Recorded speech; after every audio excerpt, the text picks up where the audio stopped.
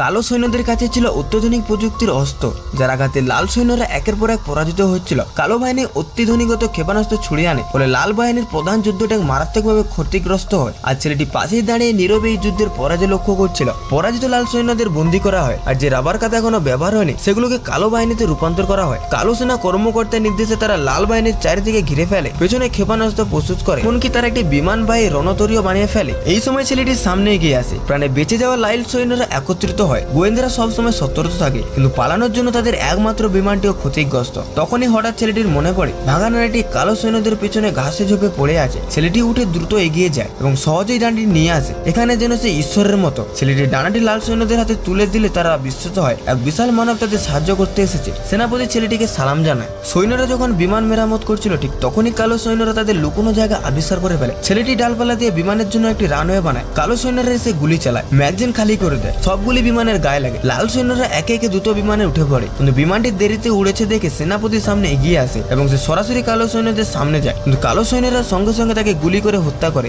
আরো কালো সৈন্য সেখানে জড়ো হতে থাকে। সংকটময় মুহূর্তে কালো সৈন্য আবার লালে পরিণত হয়। সে সেনাপতির দেহ দিয়ে একটি গাইডিং আর্মার বানিয়ে বিমানের ডানায় লাগিয়ে দেয়। বিমান দ্রুত স্টার্ট নেয়। সামান্য সচেতন থাকা লাল সৈন্যরা তাদের বিদায় জানায়। গুলির বৃষ্টির মধ্যে লাল বাহিনীর বিমান কষ্ট করে এগোতে থাকে। কালো সৈন্যরা ক্ষেপণাস্ত্র ছুড়ে মারলে ছেলেটি এক চাপটিতে আটকে দেয়। এরপর কালো বাহিনীর যুদ্ধ বিমান পাঠায়। অবশেষে লাল সৈন্যরা প্যারাশুট দিয়ে লাফ দেয়। কালো বাহিনী বুঝতে পারে তারা নামানোর কৌশলে ফেসে গেছে। লাল বাহিনী পতাকা তোলে এবং বিজয় অর্জন করে। কিছুক্ষণ পর আকাশ থেকে বৃষ্টি নামতে শুরু করে। মা ছেলেটিকে ডেকে বলে দ্রুত বাড়ি ফিরতে, আর বৃষ্টির জল সব রাবার কাদা ধুয়ে গলে যায়।